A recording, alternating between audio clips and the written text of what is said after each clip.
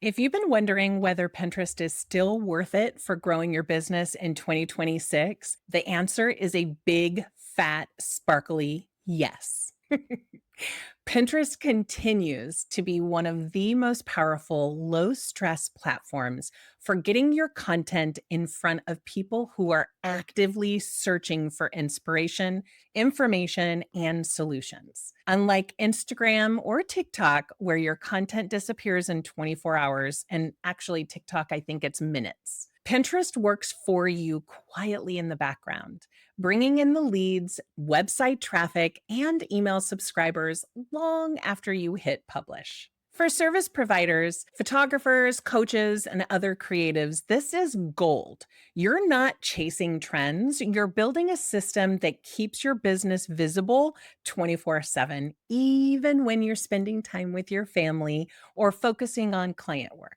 But here's the kicker. Pinterest in 2026 doesn't look like Pinterest 5 years ago. The platform has matured, users are savvier, and the algorithm has shifted toward quality and consistency over quantity. That's where my pin and attract method comes in. It's the same system I use for my Pinterest management clients and inside the club to turn pins into paying clients without the constant hustle or guesswork. Let's walk through exactly how to use it. Number one, start with a strong foundation. Optimize your account. Before you pin anything, your Pinterest business account needs to clearly tell the platform who you are and who you help.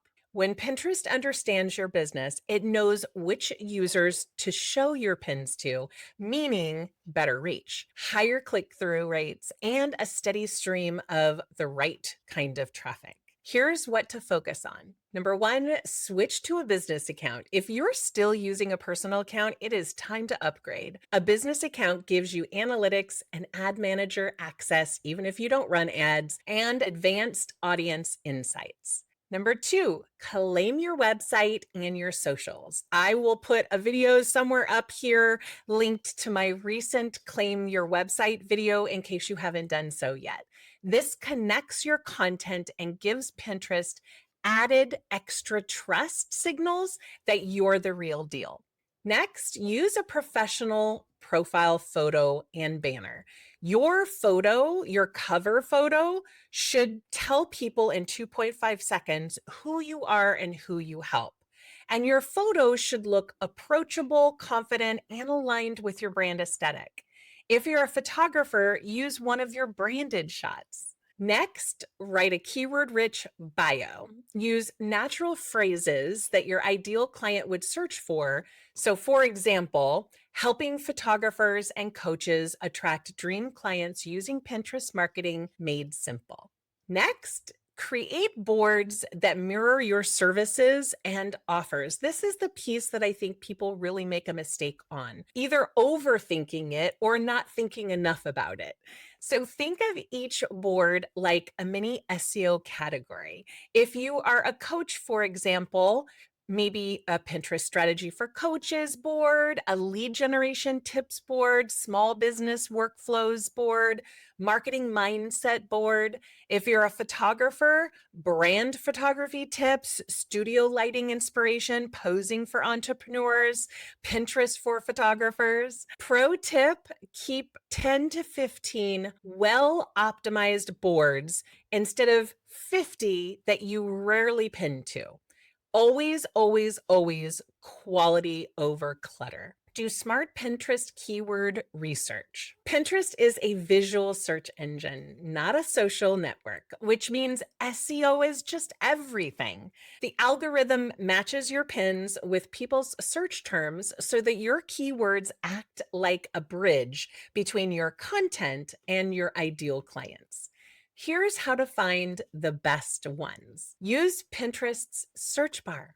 Pretend you're one of your clients. Type in what you think they'd be looking for. Make sure to add the city or your area or location because people are very savvy. So start typing your topic, Pinterest for service providers, and notice the suggested phrases that pop up.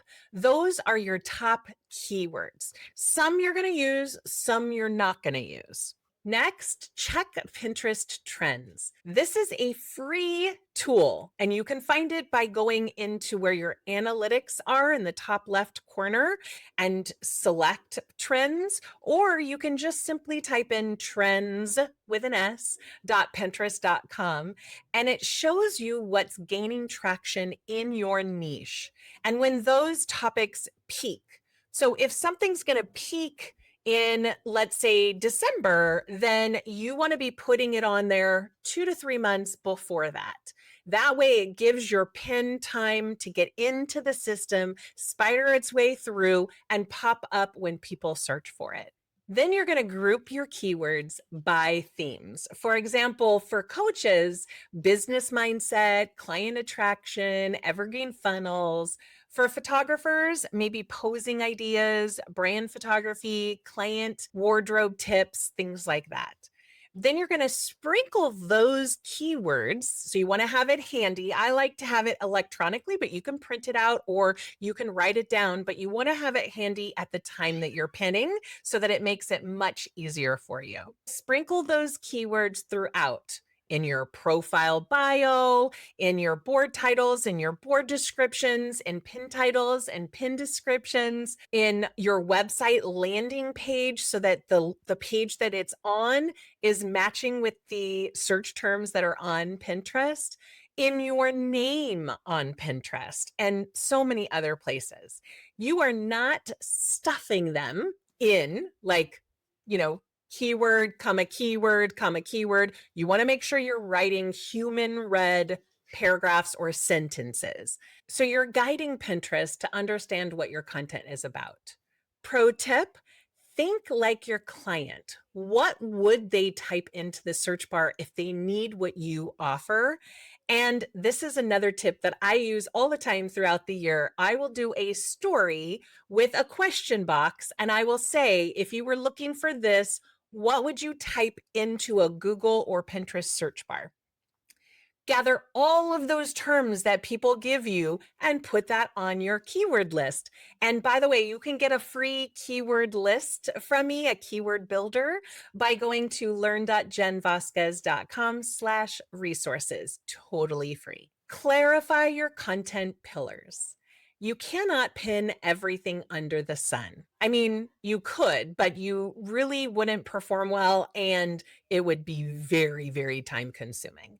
Instead, get crystal clear on your content pillars, the 3 to 4 topics that you want to be known for. These should really connect directly with your services, your client struggles, or areas of expertise. For example, if you're a photographer, branding photography ideas, posing and confidence tips, Pinterest marketing for creatives, or client workflows. For coach, maybe productivity and mindset, email list growth, or content repurposing.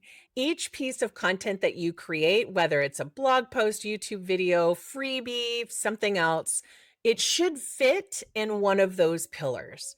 Pinterest thrives on consistency. When it sees you publishing around similar topics regularly, it knows exactly who to show your content to. Pro tip.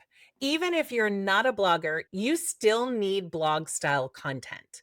It's what feeds Pinterest fresh ideas to share, and it's what helps your SEO on Google too. Create fresh content consistently. This is where most people fall off. They stop creating new content and then wonder why Pinterest slows down or says Pinterest doesn't work. And that's not true. So Pinterest rewards freshness. That means new images, new titles, new keywords, new URLs, blog posts, freebies, landing pages, etc. Gone are the days of repinning the same 5 graphics over and over and over again. You do not have to pin daily specifically, but you do need pins going out daily, and you really, really need a system so that you're not feeling like that's all you're doing. Here's my recommendation. Blog weekly if you can, even if it's a short post, even if it's like 2 or 3 paragraphs, right? A blog's a blog. So blog weekly. Batch your pinning once a month so that you're only considering Pinterest once a month. You can do it more often if you want. You can do it weekly or you can do it once a month. And then repurpose what you already have. YouTube videos, podcast episodes, Instagram carousels can all be turned into a pin. Think one piece of content, 5 ways to pin it. Pro tip, create a Pinterest board just for your content ideas. Anytime inspiration strikes, save it there so that you never have to start from scratch. Design scroll stopping pins. Pinterest is a visual first platform, so your pin design is the hook that pulls people in. Strong pin visuals have 3 things in common. Number 1, bright, clear images, avoid cluttered backgrounds or tiny text. 2, readable text overlays, use fonts and standout Canva templates are going to be your best friend. You can get free pin templates from my resources that you can totally customize, by the way. And third, curiosity and clarity. Your text should make people instantly want to click. For example, Pinterest marketing. That's really kind of boring. Or how to get clients from Pinterest in 2026. Obviously, that sounds much better. Keep your brand consistent across all your pins using your brand colors and your brand fonts as well as a URL. But note that using pins that are like white or black also tend to do really well. So try something new. Here's the key. When you search for the keyword that you're going to be using on these pins and you look at all the pins that come out from that search, you want something that stands out from that feed. That's key. So maybe if you're making 5 pins, make 4 of them your brand colors and fonts. And then 1 pin, just go wild and crazy. Anything that's going to stand out from the feed. Pro tip, test different formats. Vertical static images as well as videos, because video pins in particular are performing really well in 2026 for educational content. Commit to a consistent pinning schedule. Pinterest loves consistency, and consistency does not have to mean daily manual pinning. Scheduling tools like Tailwind makes this effortless. You can batch 1 week's worth of pins in one sitting and let them go out automatically. There is a free plan, and I'll put the link down below for you to test it out. And here's what we think is going to work in 2026. A minimum of 1 to 3 pins a day. You need at least 1 pin a day. It is much better if you get toward that 3 spot. The sweet spot is 5 to 10 pins a day. High volume bloggers will probably pin up to 20 to 30 pins a day, and you don't need to do that as a service provider. You don't need hundreds of pins a day like in the old days, thank goodness. What matters more is showing up consistently rather than sporadically. Pro tip, schedule your new content first, then sprinkle in some of your best performing older pins once or twice a month for variety. Track, tweak, and celebrate wins. This is something the majority of people that come to me as students have never done. And once they start doing it, that's when their Pinterest takes off. So Pinterest is not an overnight success story. As a search marketing platform, just like Google and just like YouTube, it takes time. It is a slow burn, but it compounds beautifully over time. Check your analytics monthly and look for top performing pins because you want to see which visuals and keywords are getting the most clicks. Then you want to look at outbound clicks because outbound clicks are the clicks that go to your website. What is driving traffic all the way to your site? You want to know that. And last is engagement rate. Which pins are saving best? Don't panic if your numbers fluctuate. That's actually normal. It is normal for your analytics to go up and down. If you're consistent and it's going up and down, you're totally fine. If you're not consistent and it goes way up and way down, that's something that needs to be fixed.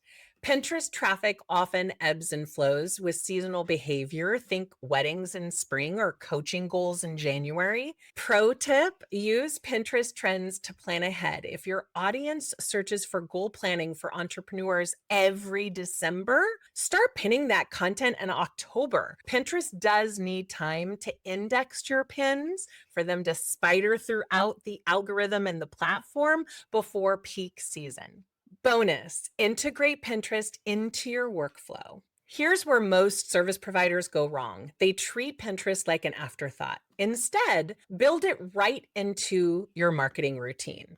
So here's a very quick, simple example. Write your blog post, create 3 to 5 pins for it. If you record a podcast, add a pin graphic and transcript post. Launching a freebie, make a pin specifically for it. When Pinterest becomes part of your workflow, it stops feeling like extra work and starts becoming your most consistent traffic driver. Ready to make Pinterest your 2026 lead machine? If this all sounds like the clarity that you've been craving about Pinterest, but you'd rather not do it alone, you're in the right place. I have Pinterest management where we can do it for you. Or if you want to be doing that yourself, then I've got the club. I teach female service providers exactly how to apply the pin and attract method to grow their leads and sales without burning out on social media. I hope you have a great day. I'll see you next week.